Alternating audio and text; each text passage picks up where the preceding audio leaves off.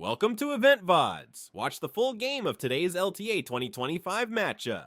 It should be a good one. Yeah, I was chatting with Licorice obviously before the interview, and one of the things that is kind of really interesting is we highlighted this with Licorice versus Whippo, but the same is actually true with Licorice versus Sniper. He was saying the game he feels is in a very balanced state where he can play a lot of stuff top lane. Believe it or not, neither of these players in top lane have a single overlap on their played champions so far this split. Wait, really? Not one. It is actually really interesting, right? And that is so rare. And the same was true when Licorice played against Whippo. And that is almost never true in pro play, where it's almost always like, all right, you play Casante's banned, you play Renekton's banned, you play Gnar, okay, that's all you're playing. Yeah, and it's even more interesting because over the 5 games that they've played, Licorice has 5 different champions and Sniper has 4. Yep. So that's a lot of different stuff being played up here in the top side. But let's go ahead and get into the draft, as we do have Kalista, Yone, and Sejuani banned out by LYON. Over on the other side, 100 Thieves taking out the Rumble, the Vi, and the Yorick. So paying some respect towards one of those less common picks that has showed up more recently lately. LYON's going to lock in Varus first and foremost. I am absolutely, totally unsurprised by this lock-in. Very standard stuff. 100 Thieves happy to snap up the Ezreal and the Jace. Yep, absolutely. Yorick actually got banned yesterday as well, so it's only been played so far in LTA North by Whippo, but it is getting some bans, so clearly it must be coming out in scrims more and more. I actually think it's quite strong right now. The nerfs that came through were mostly for jungle in this last patch. Is actually still pretty strong in top lane, so I definitely think situationally it can be powerful, and especially if you're going Jace, that's a matchup that Whippo actually used it into, and it is a matchup that I think is actually quite good for Yorick. It's also such a different champion compared to a lot of what you fight, just because it's based around pets and the weird cage that has the incremental health bar instead of a health value. It's just something that can easily catch you off guard if you're not prepared for it. So I respect the ban. As LYON going to lock in the Xin Zhao and the Azir for themselves. Everything on their side of the draft feels very stock standard so far. Yeah, absolutely. Quid going to be locking in the Taliyah. Of course, there's a slight possibility that it could go towards jungle, but I am not expecting that. Would be another new pick for Quid this split. He has 4 different unique champions. The only one that he's actually repeated is the Silas. So the Taliyah would be pretty cool to be coming out. If I'm thinking this is Taliyah mid, then I'm thinking about banning some of these, top jungle pairings, things like the Vi that do have that kind of point and click lockdown, really do make the Taliyah succeed very easily.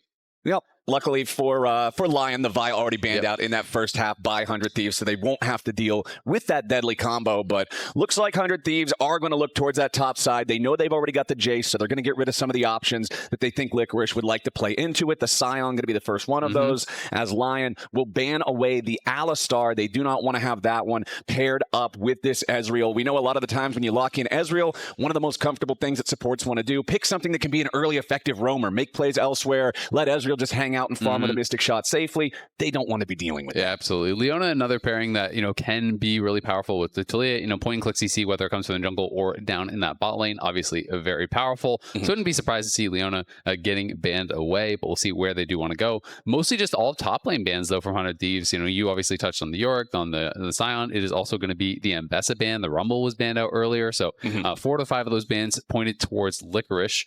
Does still have a number of champions that he has played this split that are still up and available, but we'll see where he wants to go.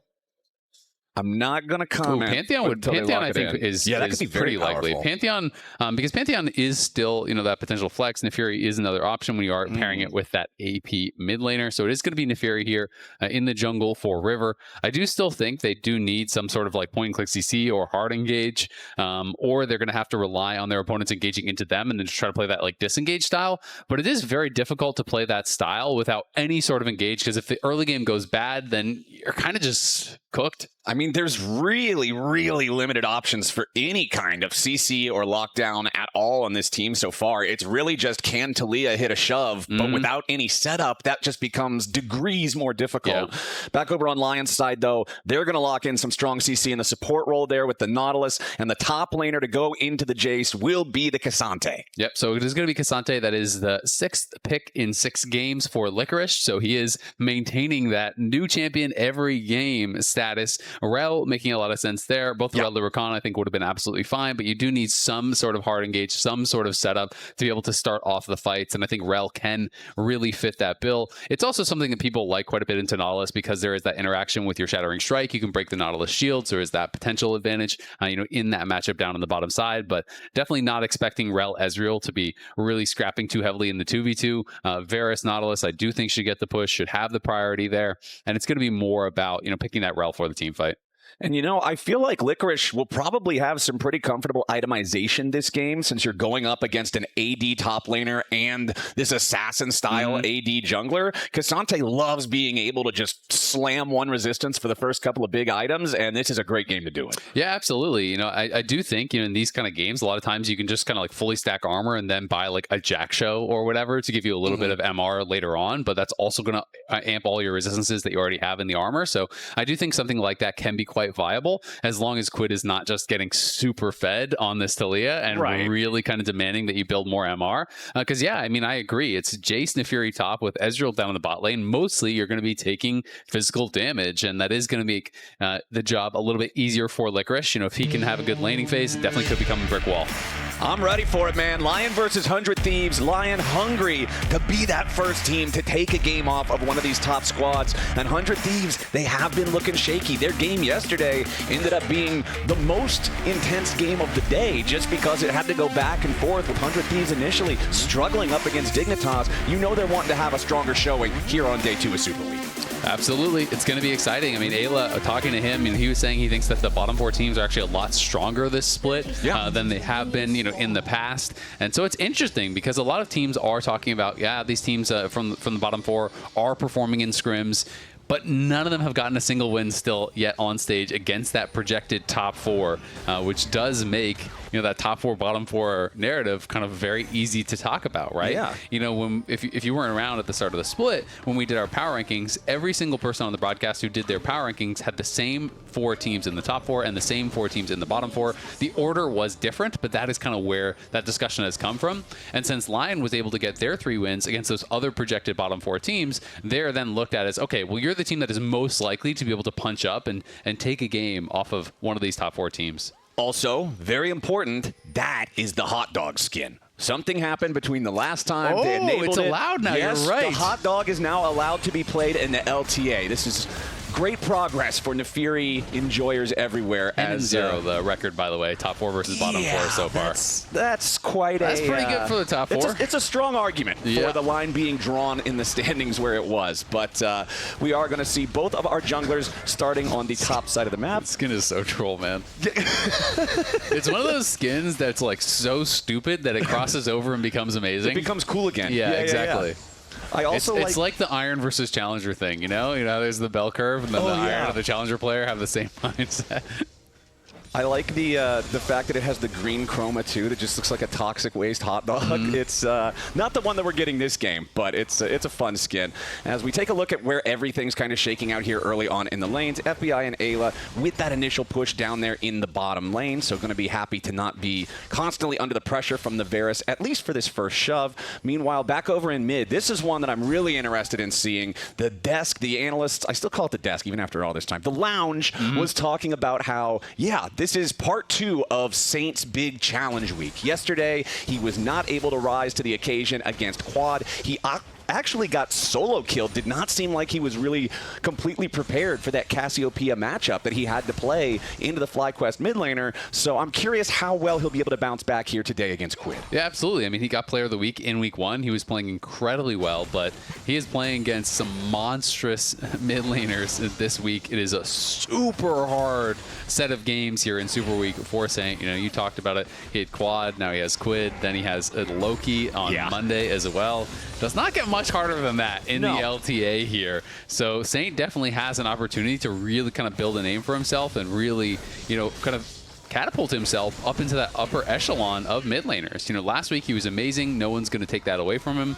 But if you do it against the best, that's where you really start getting that respect and you start getting that credit for being one of the best yourself. That's when nobody can deny it. That's when it's just a matter of fact, as River and Audiolan are going to find one another here in the river. But now it's Ayla jumping in immediately as 100 Thieves are ready to go in for the 3v3. Lions down to below half HP, but FBI and Ayla the same way. First blood over to Audiolan, and Lion are on the board. River's next to drop, and it's a 2-for-0. Lion absolutely smashing this 3v3. Wow, I actually thought that was going to maybe go the other way after the initial hook miss from Lions, but they're able to just scrap it out here. Audiolan and Henna got so much work done in this initial play, and FBI was already lower on health because they had that prio. They try to move over here. The Q flash from Ayla not getting much done, and that definitely is something that hurt them. I didn't catch on the initial play as Lions did miss his hook, but it kind of buffered him out of the combo there from Ayla. If that had connected on Henna, potentially they could have put enough pressure on Henna to really change the fight. But when that full swing does miss on the initial engage there from Ayla and gets nothing for it, they're just so far down in the overall health. Audiolan fully stacks Conqueror. He's just kind of hammering away. Henna was never really threatened, and Lion come out big ahead. And the geometry of that fight was just so perfect for the champions on Lion, because Varus got to put the piercing arrow through 2 perfectly lined up champions. Xin Zhao even hit the spear on 2, so it's really hard for 100 Thieves to find a good spot after that. As Saints jumping in, going after Quid, the dredge line from Lions, forcing the flash out of the 100 Thieves mid laner. So a really, really nice first 5 minutes here for Lion. Yeah, and we saw 100 Thieves in a rough spot yesterday as well against Dignitas, I do believe it was, you know, where they got pretty behind early. Lions playing with fire a little bit here, is taking quite a bit of damage, but the soldiers from Saint are protecting, and Saint has opened up a nice early lead here for himself. You know, is that one wave up as far as the CS is concerned, and going to be feeling pretty happy about that. Henna has already moved up towards topside. FBI and Ayla are around here. You can see Henna was actually trying to let that plate deny because no one was in range. I'm not sure if it did end up dying. Nope. Unfortunately, it's still there. And that's kind of the worst case scenario, because then anyone just hits it one time and they're going to be able to cash in. You know, when the plate is really low like that, it's nice to just let it deny to minions if champion isn't around, because that just gold just goes nowhere. Exactly. You're just, you know that it's eventually going to be taken, so you might as well just have it die in the most graceful way possible. But 10 seconds now until our first set of grubs spawns. There are still summoner spells down from the earlier engagement in the 3v3 in the river. As Lions goes for the engage on Ayla, he will immediately disengage that one. Aftershock doing a good job of keeping him mostly protected. Important to note though, Quid level 6, just like Saint, but the Talia Weaver's wall can really be a huge difference maker in these neutral objective river fights. Yeah, absolutely. Saint, also worth mentioning, he is playing lethal tempo. You know, sometimes we see people go, you know, things like Airy or even Comet in these range versus range matchups. You know, he is going for this kind of like high DPS build that if he can really stand and hit on some of these targets. You know, normally you would see this more against, you know, like full tanks and things like that. There's not a lot of really tanky characters over on the 100 Thieves side, but definitely can get a lot of value if you can have one of these extended fights here. And it is just going to be a trade of grubs for Dragon.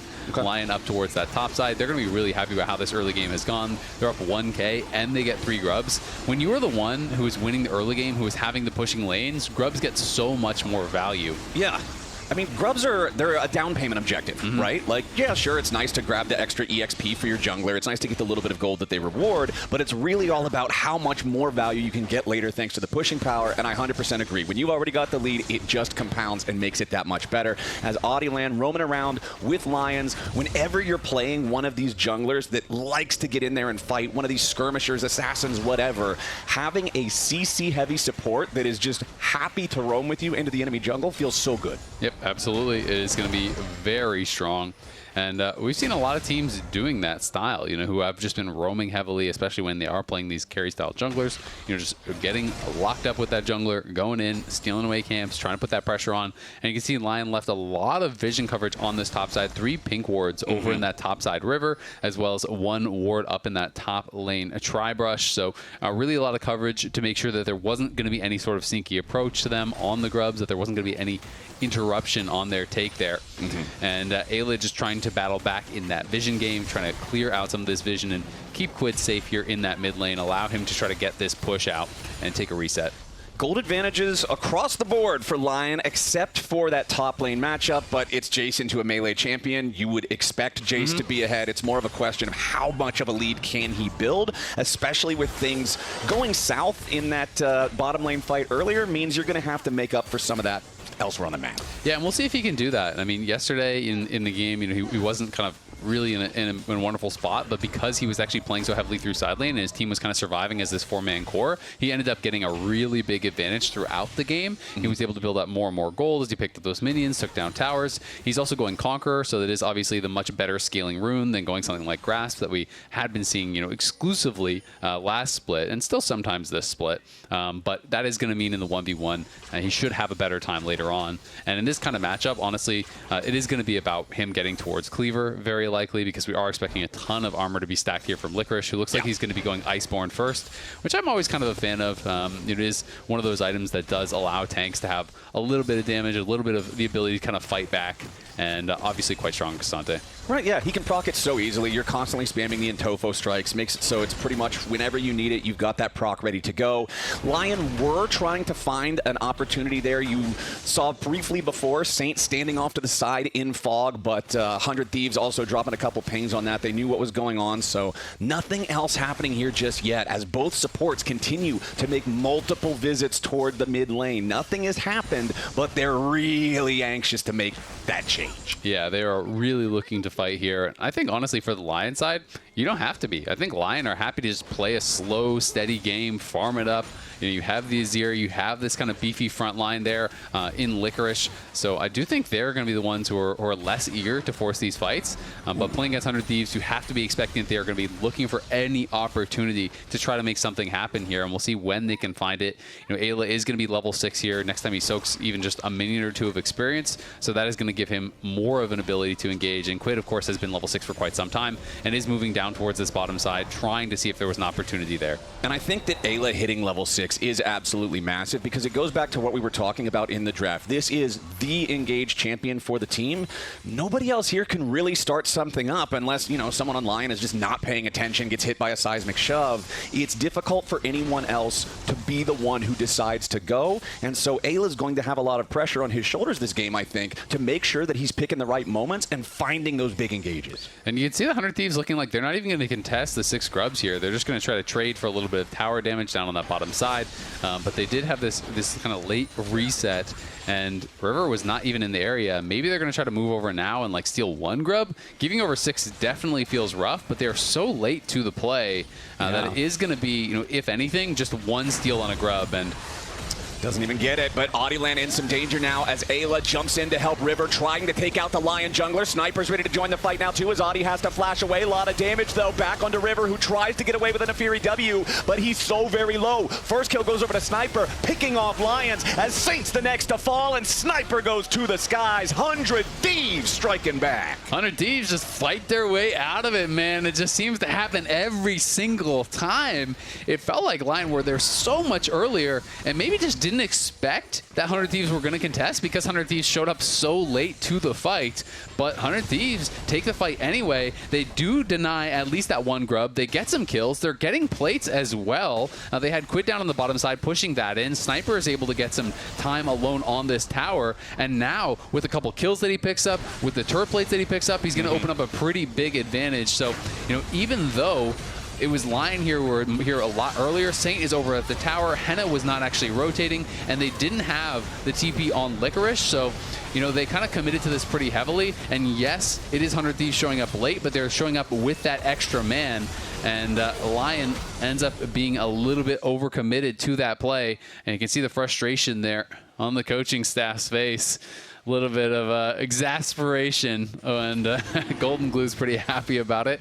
Jace now opening up a pretty nice advantage, has that early Eclipse, which is a nightmare for tanks, and is still stacking that tier. So definitely going to be in a good spot. Eclipse done not just for the Jace, but for the Nefiri as well. 2 big power spikes if 100 Thieves wants to fight for this next neutral objective here as Drake number 2 has spawned. They only got 1 out of 6 of those grubs like we were talking about earlier, but with the first Drake already in their possession, they would love to keep this stack going forward. Quid's job is just to zone Licorice away, make it so Cassante can't really feel comfortable trying to enter towards the battlefield up here, and it looks like he'll have no problems doing that as the Drake is secured by River.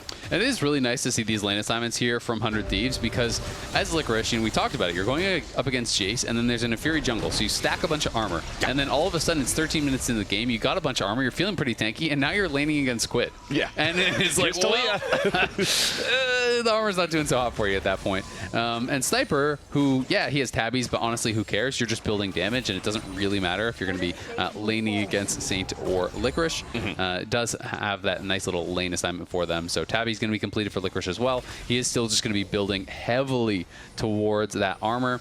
I'm a little bit surprised, I will say, that Quid as solo AP is not going a more aggressive build. He is going towards Roa, so he's going to go Roa Archangels, and he's going to be this very kind of tanky build with a lot of health and then that Archangel shield, but it is going to be quite a bit lower damage than if you were just going like Leandries early and these kind of builds, kind of some of the more aggressive builds that you can do. Because generally when you are solo AP, you really want to take the most advantage of that because people aren't going to be stacking MR, right? So you want to be building high damage builds. I guess he just doesn't feel safe doing that. But it is a bit of a surprise to me, and this kind of build is going to punish the lack of MR on Licorice not very much. Licorice doing a good job staying alive up here, but a 3v1 is never great odds. River looking for a little bit more damage there with the Darkened Daggers, jumps forward, but Licorice goes unstoppable with the Pathmaker trying to get away. Weaver's Wall is going to claim it though, and 100 Thieves get kill number 3. And that's going to be the feat of warfare for them, so pretty important kill. Audieland and Henna are pushing up in mid lane, trying to knock this tower down. You can see Saint is shoving down in the bot lane as well, and they're looking for a potential dive here on a Sniper. Yeah, could be some trouble. Nice CC chain from LYON. Not quite enough damage there. It is the ultimate from the Azir, finishing off the kill, guaranteeing they get what they came for, and this should also facilitate LYON taking that first turret, so 1 feet going back their way as well. Yeah, that's going to be nice. Going to be able to... I completely trolled because 100 Thieves got the one on the other side of the map right beforehand. Still, first tower for them. They are going to be able to grab, and they almost got the mid lane tower. So that is going to be nice. Of course, the feats of strength are going to go to 100 Thieves. They have the upgraded boots. Unfortunately, Nautilus got the kill, I guess with Ignite or something. I'm not even sure. I didn't see how he got that last hit onto the Jace, but that was a shutdown. Would have been really nice to have that gold there over onto Saint, who has his Nashor's Tooth completed, is going to be building in towards the Leandries. And we'll see where he wants to go from there. Lots of tiers this game as well. You already talked a little bit about the Seraph's Embrace that Quid is building towards, but you know, it's going to be a Mana Moon Egg for Jace. It's going to be another one for the Ezreal. It's going to be another one for the Varus too. So all of these stacking up, trying to get to that 360 breakpoint for the big power spike, the tier 1 turret in mid, now also going to be claimed by LYON. Yeah, you can see Henna as well went for the really early Umbral Glaive. A lot of people starting to kind of be more of a fan of this item.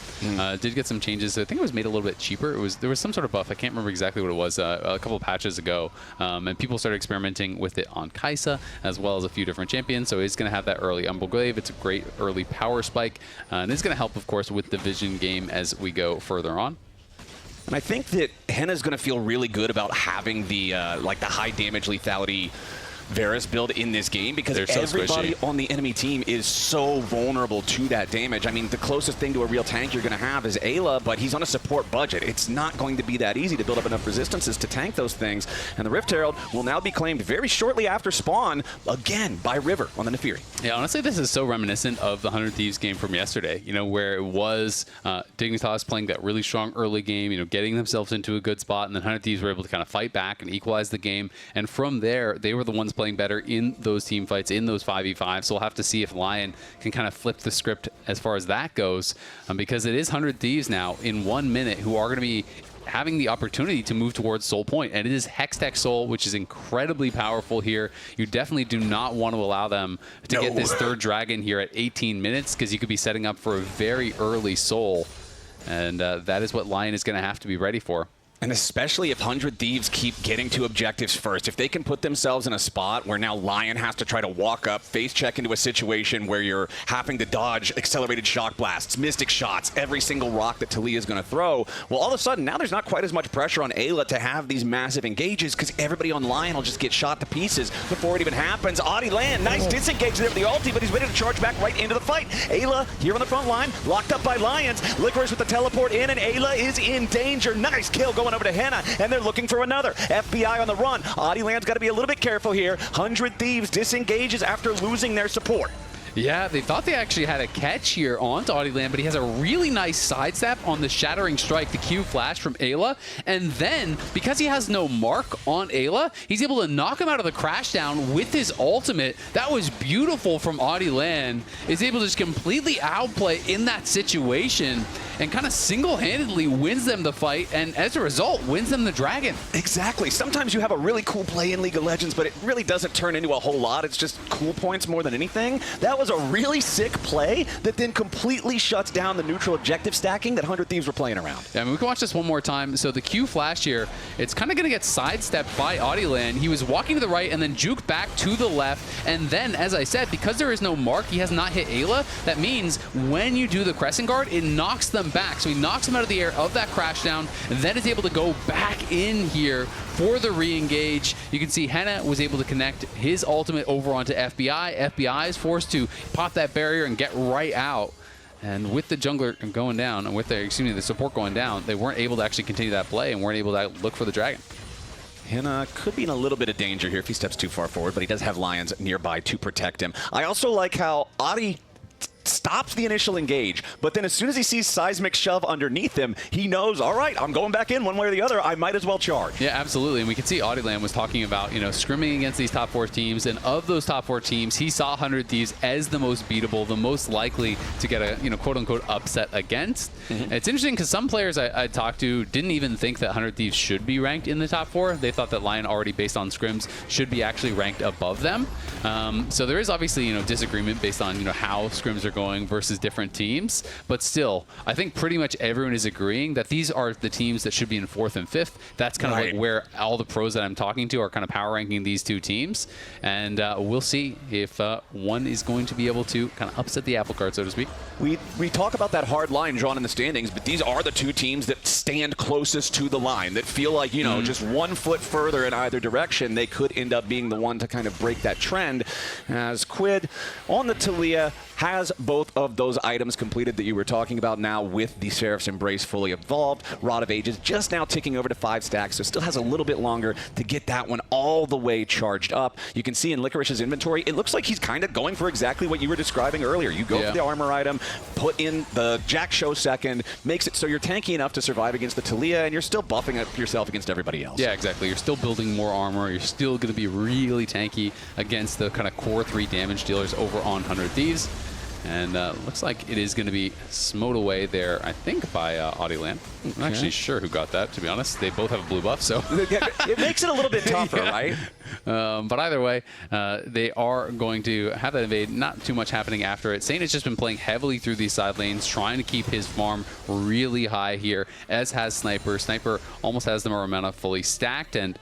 we know, here comes Quid. We'll see if they can pull off this dive, though. The tower is there. Ooh, nice move from Saint, trying to stop this, but still a ton of damage coming out from 100 Thieves. Saint very low, but the rocks are not there. Quid is now in danger as Licorice arrives to back up his mid laner. The Seismic Shove fadeaway will not find anything, and 100 Thieves is sat down. Saint with the outplay. Yeah, Saint is able to make it happen. It's always risky trying to go for those dives into that summoned Azir tower, and he's able to avoid so much of the damage. The shift forward to avoid the Seismic Shove. He was also able to dodge out in that accelerated shock blast from Sniper at the end of his combo before he flashed out. And then the teleport coming in from Licorice really does change things. 100 Thieves now almost 2,000 gold behind here with, I would say, a more difficult comp to actually play out. They're in a very tough spot at this point, and Adiland is just going to straight up start the Otacon here. Quid has no teleport and is still dead, so they're so late getting out on the map. He doesn't have a teleport, and he also doesn't have Weaver's Wall. It is a long walk down here to the Otacon. Top as well. They have no idea.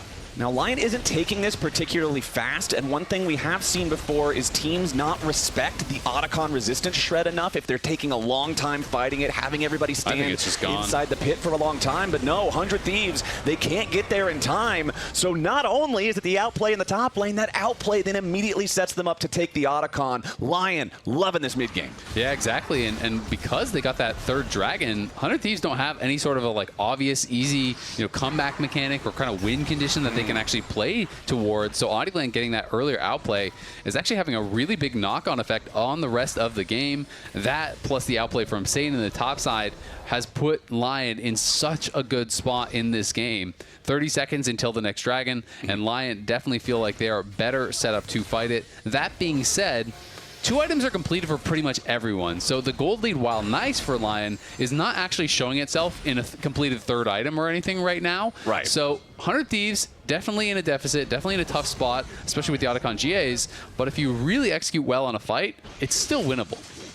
Well, Audieland will be first into this bot side river to try to secure this Scuttle Crab. I think they just give this one, though. Yeah, I feel, because I mean, into the GA. You might not be stacking all of the dragons like you wanted to early on for 100 Thieves, but at least those first couple of dragon takes have put you in a spot where you can comfortably give one over in a situation where it could be very dangerous to play into, like what we're seeing with the Otacon buffs. So, yeah, hands off the wheel. All right, whatever. You guys get this one. Yep. Fair and play. they're kind of saying, that's what you're going to earn yourself with the Otacon, is we're not going to actually contest this. We don't want to fight into GAs. Even if we could win a 5v5, you're going to be able to come back on the map and potentially punish afterwards.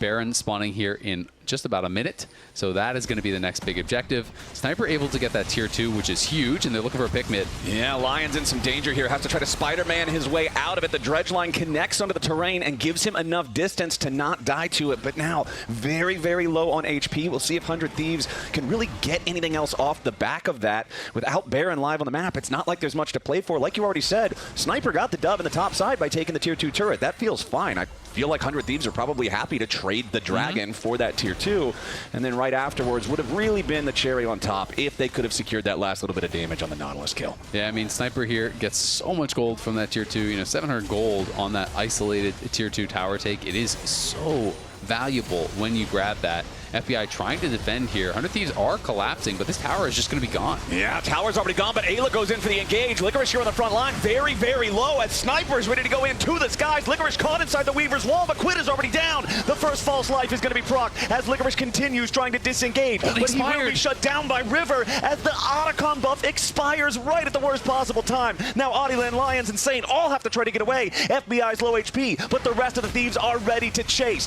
River continues firing forward as it looks like there is going to be an escape for Audieland, but no way home for LYONs. The Hex Gates getting 2 of the LYON players out of danger as Sane's ready to re-engage, now looking for Ayla and FBI. He doesn't have the range, he doesn't have the power, and FBI's just laughing at him. They're able to get a couple kills there. Quid does go down. They're pretty lucky, honestly, that that first Otacon False Life had not actually expired, because there was about a second left or so when they got that first initial kill. So LYON do force down the tier 2, but good engage here comes in from Ayla. As Quid was flying over the wall with the Weaver's Wall, though, LYON's actually caught him with that Nautilus ultimate, so he gets locked up, he gets burst down there. And this False Life was so close to expiring. You can see Licorice died right after, but did not have the GA. Like 2 if seconds. they waited, 1 second even, maybe 2 seconds at most, they could have even gotten that extra kill and not had the False Life proc. 100 Thieves, though, of course, trying to chase for more. They really want to grab some extra kills here. Had they killed Audieland, there was an angle to try to do Baron right there, so that would have been the big reward they were looking for, but still can be quite happy about it. And I really like the heads-up move there from Audieland, recognizing, hey, this is super dangerous if I die, just flashing over the wall to grab the Hex Gate before they can interrupt him to make his exit. LYON's still up 1,500 gold, but 100 Thieves at least getting a bit of a punish there for that tier 2 turret. It is interesting, these last 2 games from 100 Thieves, and maybe it's just a symptom of them falling behind early, but they've been much slower, much more patient. Not the 100 Thieves that I think of from last split, where they were the bloodiest team in the world, the highest combined kills and deaths in their games. They're constantly fighting non-stop, and they're trying to be a little bit slower, a little bit more composed this time around. So it is kind of interesting to see. You can also note that Sniper did not elect to go for the Black Cleaver because River was the one who's going to be able to grab that up and shred a lot of the armor for the team. But it is Last Whisper that is in inventory here for Sniper, so he is just building towards that third item still. And Licorice, surprisingly, is going towards more MR. I do find that pretty surprising because it is so much physical damage over on the other side. I thought the Jack Show would be the only MR he'd actually purchase, as River's going to look. Yeah, River's going in for the full engage, but a nice stop on it there thanks to the Emperor's Divide. Saint gets away, but you can see, even with Nefiri just hitting him with the ulti and a little bit of follow-up damage, he loses 40%. If he mistimes his ult there or misplaces it, he's pretty dead. Yeah, and it's just kind of a trade of ultimates. You use the Hound's Pursuit, you get out the Azir ult, so it is that trade 1-for-1. You can see Saint now does have the Seekers ready to go, as well as the components, of course, are working towards that Zonia's, but he'll be able to have the Seekers one fight and then very likely complete the Zonia's and have a Zonia's for that next one. So he's going to be a pretty difficult target.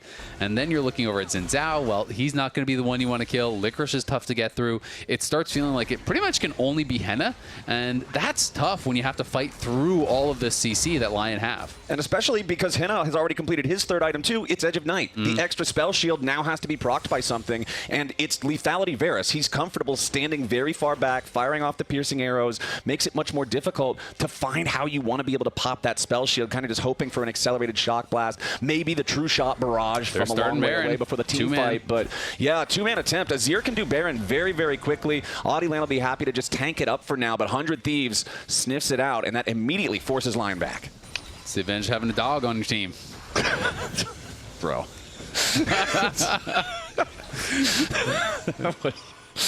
Somewhere out there, Freak's ears just perked up. That was...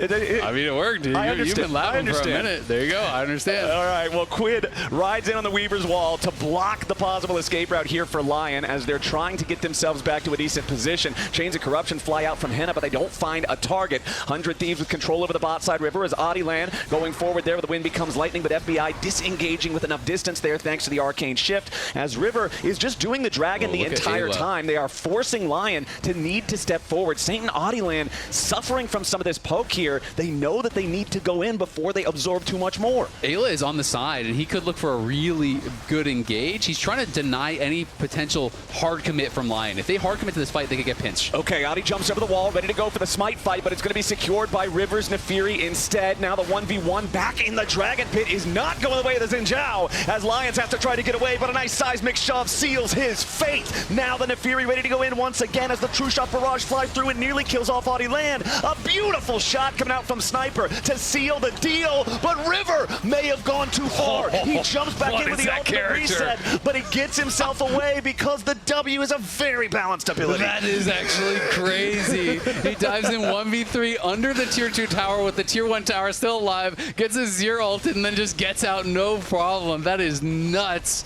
River definitely using that character's kit to the maximum, and now they're going to be able to get a Baron off the back of that as well. River actually played that whole sequence so incredibly well. Yeah. Was very, very aggressive, always being able to bait abilities, being able to shred people, hitting multiple Qs, and just bouncing in and out of that fight expertly. Even starting it off before the fight ever really even happened, he wins the 50-50, like full fair smite fight in the pit, makes it so then Audieland has to run all the way away because Xin Zhao is not winning the 1v1 against the Nefiri. It just started off really well for 100 Thieves. Let's take another look at how it happened. Yeah, exactly. So Audieland does tag the dragon. He gets in the pit, as you say. Fair fight, down to 1600. Insta-kills it from 1693. So very difficult to actually outsmite that. And it's going to be able to actually finish it off. Then they decide, okay, we're going to go for this. The flip gets hit over the wall from Quid, and then River just flashes in, goes to the Hound's Pursuit, and then just hops backwards as Licorice tries to re-engage on him. But he's always staying in range, just continue tagging them with those Qs. And then right here, 1v3 under the tower, but the W is available, and then just hops back over the wall, hits a multi-man Q on them as they're chasing after him. That insult to injury there. And I was doing the same thing. I was looking into Fury saying, what is that? Has the Shojin fully stacked the whole time as well. And 100 Thieves just does it again. They just seem to be able to fight their way out of these situations. Comps be damned, situations be damned, gold leads be damned. 100 Thieves are going to fight, and they're going to fight well.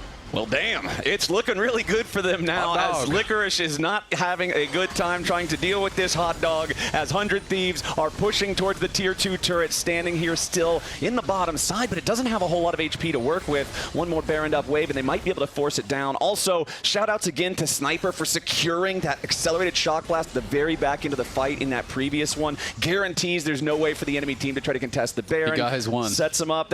Hey, he's a sniper. He sniped. That was good. There you go. All right, mid lane tier 2 turret pops. 100 Thieves going to pick that one up, and then immediately Quid throws out the Weaver's Wall. Saint wants to go for the engage on FBI, but he doesn't have enough damage, and FBI escapes. Saint immediately forced back down into the dirt, and 100 Thieves now with nobody dead on their own side, with Saint out of the picture for 50 seconds, and even once he revives, he's got no ult and no flash. 100 Thieves can smell the blood in the water. Yeah, and no Zonias as well. That is really tough. He tried to catch him by Eing forward and then flash ulting to react to that Arcane Shift, but he used both the Arcane Shift and the flash to create even more space. Ezreal's one of the champions that it's so tough to actually do that to, because they have the secondary dash to avoid your follow-up flash, so FBI able to create that space, stays alive here, and 100 Thieves are pushing. They are low in health, but they get the kill. Lions is already down. A nice seismic shove from Quid. Didn't even need any setup, and now the second shove is going to force Licorice to try to flash away. River continues jumping forward, and Lion is scrambling just to stay alive. 100 Thieves force their way into the bottom lane of the base. They take the full inhib. They don't lose a single man, and they get out. Yep, they're going to be able to get out, and now, because of that last dragon, they are on soul point. 1 minute until that Hextech soul is available for them, and I think that is going to be where they are focused here. Looking towards that 4th dragon will be very difficult to deal with if they are going to be able to grab that Hextech soul. You can see it's going to be tough. I mean, Saint's going to have no flash. There's going to be no flash on FBI, but Ezreal's just such a safe character inherently that it's really tough to actually punish that, and I do think the flash for Saint is more valuable as kind of that X factor. We'll see if they can actually get on the map and kind of retake some vision, because it has really been tough. And I just think River has been playing so incredibly well in these fights. He's been putting on so much pressure. You know, and the fact that he's not just playing it like hesitantly, he's not playing far back, he's diving in and forcing them to spend spells on them, and then getting the maximum value out of that W to actually immune these spells, then hops back out. You know, he's constantly drawing that pressure. And look at Ayla on the flank. Yeah, Ayla's ready because the True Shot Barrage already popped the Edge of Night off of Henna. Now the Rel's ready to immediately jump in with a Magnet Storm, and there goes River straight after the Lethality Varus. Henna just fighting to try to stay alive, but Quid has already gone on a killing spree. Sniper versus Audieland off of the side, and Sniper dies. Lion trying to get FBI now, but the damage is just too much. A double kill back over to Quid, and everybody on Lion except Audieland is staring at a black and white screen. 100 Thieves on the victory march. 100 Thieves finally able to get that decisive team fight win. They find the flank on Henna, and that is going to be that. There we go. That mid lane turret is already gone. The inhibitor falls right after. They've got the super minions coming up through the bottom lane. There is no way for Audieland to do anything about this. Tries to maybe grab one little bit of a cheeky damage there in the river, but not enough. The ace for Quid's Talia. 100 Thieves will continue the reign of terror of the top 4 teams. 11-0 now. Lion could not find their way to get this one done. 14-7. 100 Thieves get the dub. Back-to-back days for 100 Thieves. They do get behind early, but they're able to make it happen with the team fighting here.